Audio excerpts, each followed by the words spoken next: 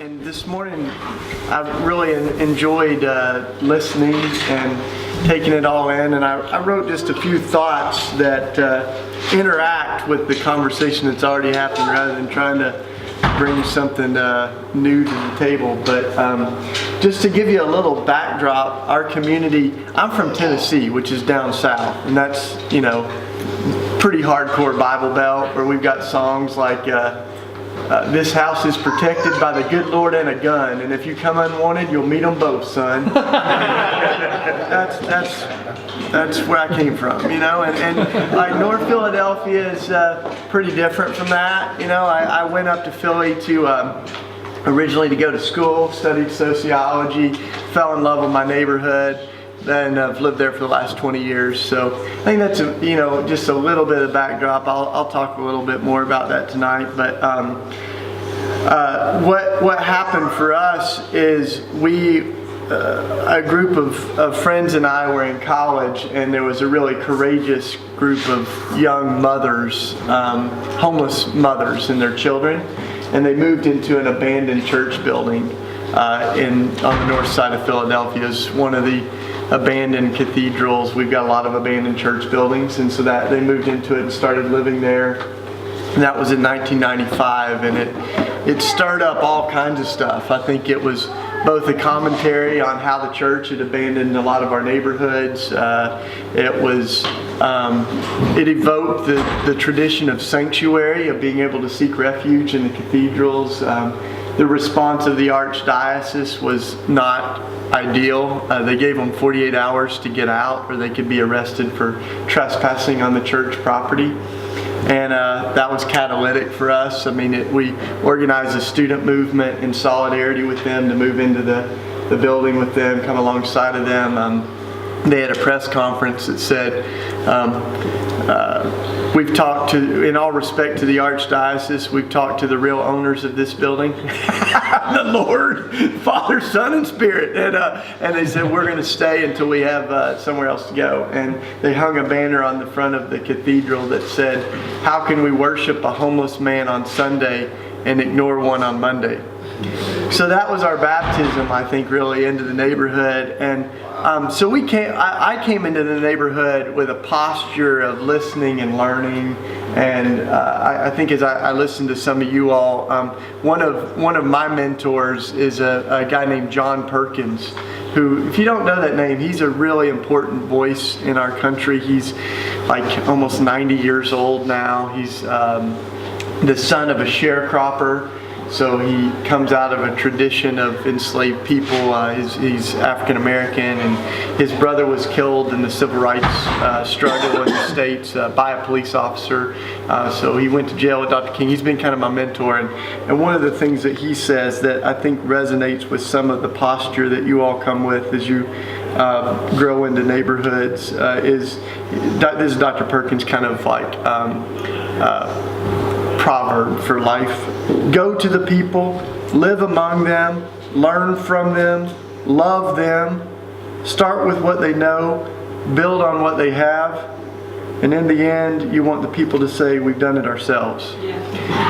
So that's our model for growing neighborhood. Of course, God's in it with us, but God is already, at work in our neighborhood. So as we're building community, we talk about leadership, we talk about community as in terms of three different groups of people in our neighborhood. First of all, our neighborhoods, it was an industrial neighborhood that had factory jobs that just, magnetized people there. And our little row houses were all built around those factories, and those factories moved out. We've lost 120-some thousand jobs. We've got 20,000 abandoned houses. So there's a lot of economic struggles, but community is vibrant. That's how people have survived. So we've, if you've been to neighborhoods that are economically struggling, they're community rich a lot of times, and neighborhoods that are economically rich are community poor a lot of times, so I think that's what we've been building on. And but we talk about our community in terms of remainers, returners, and relocators. So Remainers are our long-term indigenous neighbors, folks that have been there longer than me. I'm a relocator, right? Someone that's non-indigenous coming to the neighborhood. So I'm listening, learning, and bringing who I am to the table too. And then there's returners who are young folks and others that have maybe gotten some skills and brought them back to the neighborhood. So we really invite people like a young guy named Derek. He's kind of like a little brother of mine. I've known him since he was a kid, and he has grown up in the neighborhood. Every year we finance one of our young people to go to college. So he went to college. He's a social worker, but he came right back, to our neighborhood to help other young people kind of determine their futures rather than have them determined for them by their circumstances. So he's a social worker there, very missional. He's on our board now. He lives across the street. So that's kind of Remainers, returners, and relocators is helpful language for us, because I think sometimes with our missional ideas, those relocators can get all the airtime, where you kind of think missions as people coming in rather than people rising up. And so that's important. A young pastor in my neighborhood, he said, he's an indigenous Latino pastor, and he said, I noticed something, like all your peer group, all the people who know you, they think you're a hero for moving into this neighborhood. He said, all my peers, they think I'm a failure if I don't move out of the neighborhood. And he said, how the narrative gets framed is really important, because if we're not careful, your kind of clout and credibility comes at the cost of another person's dignity. And if we talk about our neighborhood in a way that only emphasizes the struggles, then it's dishonest, and it's really hurtful to the people that live there. So that's all kind of like stuff that we've been learning, for 20 years, and now so we think of leadership. This is something I heard in a lot of your conversations. Is we think of leadership as not something that's appointed as much as it's recognized, and celebrated. And so people are leading out of their gifts. They're also leading out of their wounds. We really found Henry Nouwen's language of the wounded healer as real helpful in that, because we kind of think sometimes we're conditioned to think of our bumps and bruises and our scars and our pain as like liabilities and baggage, but it's actually our credentials, in terms of the kingdom work. Like the best healers are wounded healers. They're folks, the best women that I know, the best folks that help women coming out of domestic violence are women that have survived domestic violence. The best folks to help people recover from heroin in our neighborhood are folks that are two years clean, so we're it's out of those ones. So we really recognize people that are leading as the most affected folks by these different things, and it's out of those wounds that they really become incredible healers through the Spirit of God. So we have a recovery community that is led by folks in recovery called New Jerusalem. We've got a whole lot of different kind of things that have grown over the years, and I think that's another thing that resonates with New Forms and what y'all are doing is we're very collaborative. We realize we're a part of a body, and we're doing all these different things together. So we've got a recovery community. We've got my buddy Ness, who I just mentioned to you. He saw that one of the problems in our neighborhood is the younger guys don't have a lot of male role models. It's a statistic too, 90% of the men in prison in the U.S. don't have a positive male in their life regularly. So they started a male mentoring deal called Timoteo, which is Spanish for Timothy, and Paul and Timothy's relationship. It's a male mentoring deal, and now it's got 250 young guys in it that are all being mentored by older guys. Turned into a sports league, naturally.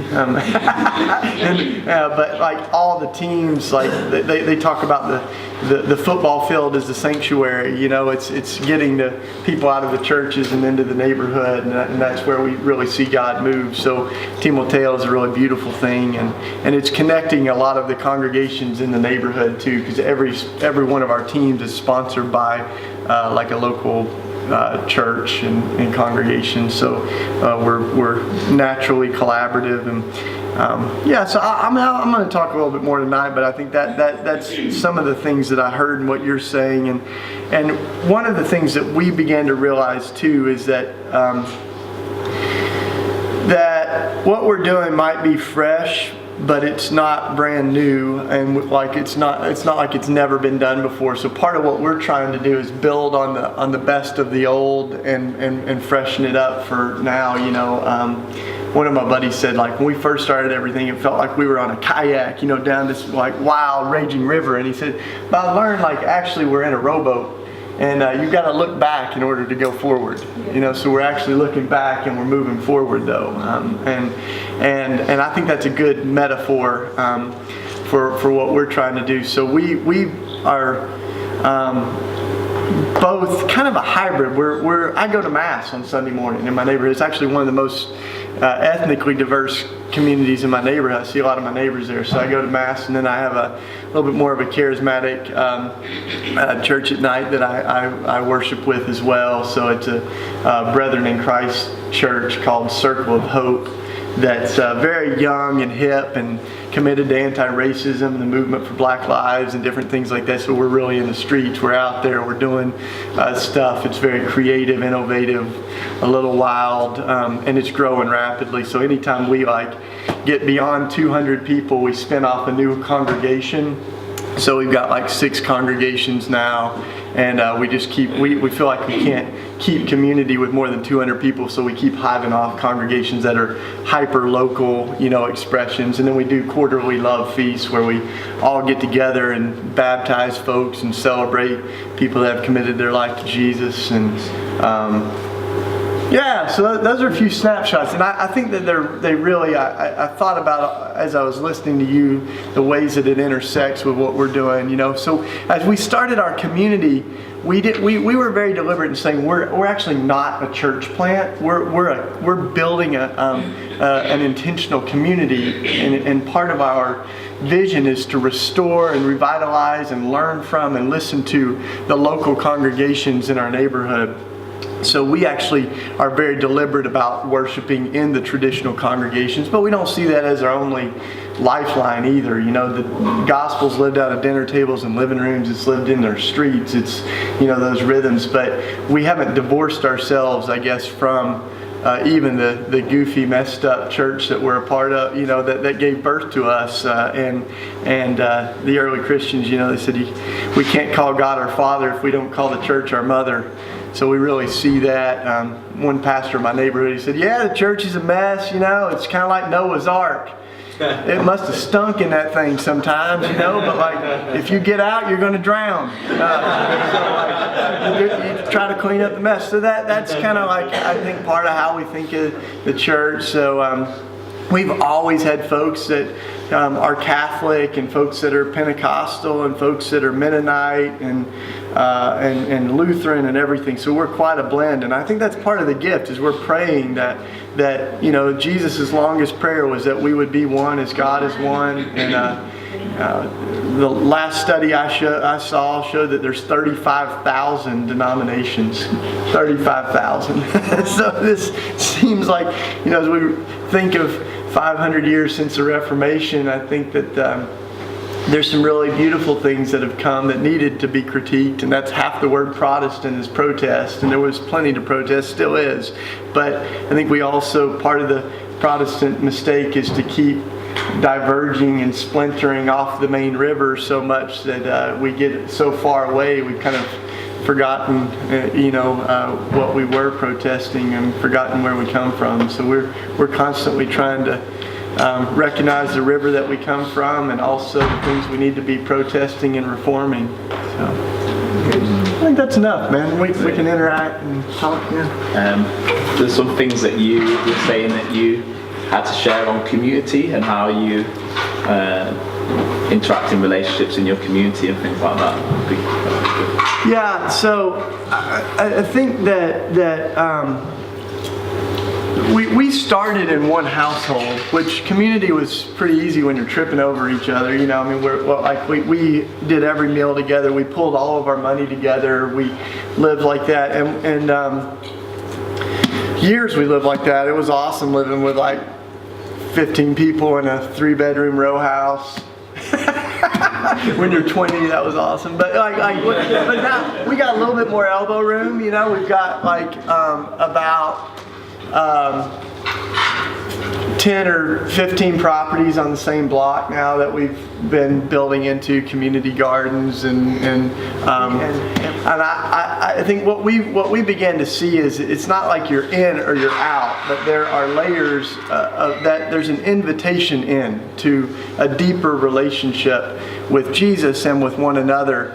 And this rancher had a great metaphor. You might have heard it. There's this ranch metaphor. He said that there's 2 ways to keep your cows in.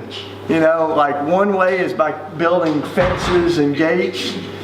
That's one way to keep the cows in. The other way is by having a really good food source. And if you've got a really good source of food, then you don't have to be so concerned with like locking, you know, people in or out. So I think that's what we've tried to do. And at the center of things for us, when we think of community, are both beliefs and practices. So we have a statement of things that we believe that are at the core of our faith, and some of those are theological. Some of those are that our belief is part of it, but there's also our practices, like how those beliefs work themselves out. You know, so that's things like we have a commitment to nonviolence, and that's both nonviolence within our neighborhood. It also means pacifism and resistance to war and militarism. That's like one of our commitments. Simplicity, and all those are like simple living. All these things are like totally rooted out of our discipleship and commitment to Jesus, you know. So we're committed to living simply. We're committing to care for the environment, and we've got like 12 of those that we kind of list as our core commitments. So we kind of invite people into that, we've described our community sometimes as like layers of an onion, you know, that there's different layers within. And so we're inviting people to deeper and deeper relationship with Jesus and with each other. Sometimes we joke that the outer layers of the onion get a little bit flaky, you know, but we're really kind of inviting people. And you see that in Jesus' life too, right? Like layers of kind of journey and commitment. There's the 12, you know, and then there's these kind of constant layers. And there's people that are seeking and they're kind of being invited into. So, yeah. Anybody else have any kind of core questions that have come out of that story?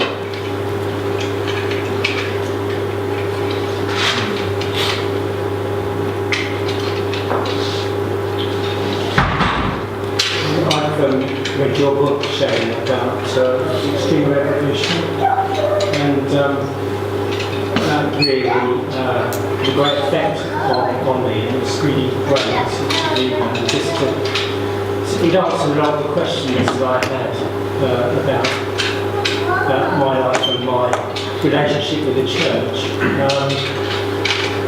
The challenge for me is how to live that way, how am I going to do it where I live, down the Sunset. Beautiful. In my environment, which is a very pleasant place for me. It's quite a sort of wealthy area. So I've been really encouraged by what you've written. Thanks, brother. I appreciate that. Thanks be to God. Yeah. God speaks through donkeys. You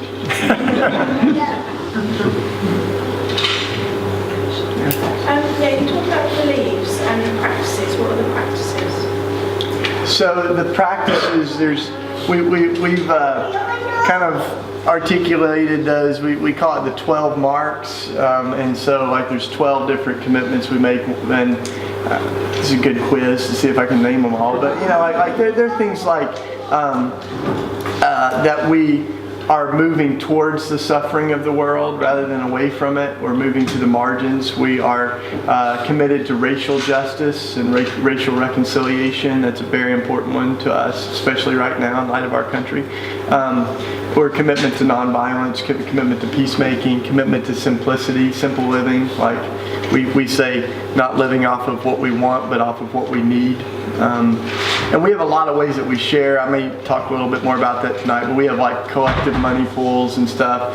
We have ways that we cover each other's medical bills and ways that we cover emergencies in our neighborhood and stuff like that. So we share, hundreds of thousands of dollars collectively off of that. And it's all really rooted for us in the book of Acts and how the early church shared the things they had. And, so those practices, caring for creation, a real call to like the locality. So we say geography, like to live locally, to live within a vision of a parish and of a neighborhood, and I think that's something that we kind of lose with the commuter church and all this stuff, is the idea that like we're being called to a place, and to the theology of place is a part of that. So living together, creating rhythms for that life in our neighborhood.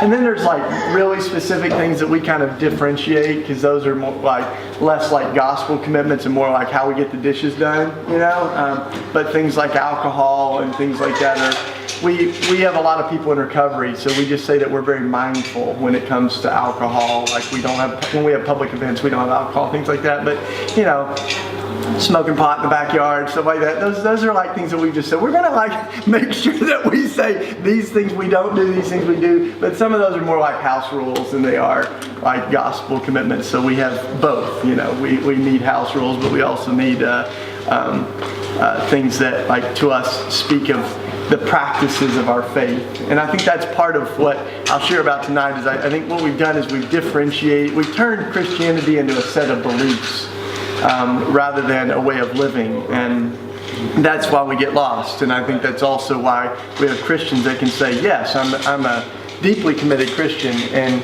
support racist language or things that seem like the very contradiction of what Christ actually taught and lived for us.